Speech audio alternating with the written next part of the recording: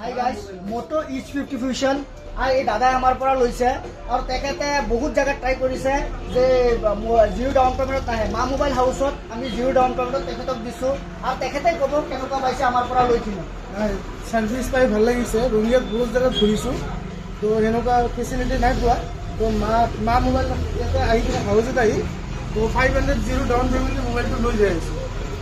Service ভাল পাইছো। Service ভাল পাইছে আৰু আপুনি ক'বনে যে বেলেগক যে মা মোবাইল হাউসত আহিব কাৰণে? আপোনালোকে আহক, ইয়াৰ পৰা মানে পাৰ্চেছ কৰক, মানে সাৰ্ভিস ভালেই দিম। ধন্যবাদ। আৰু এতিয়া আমি আনবক্স কৰি দেখাই আছো।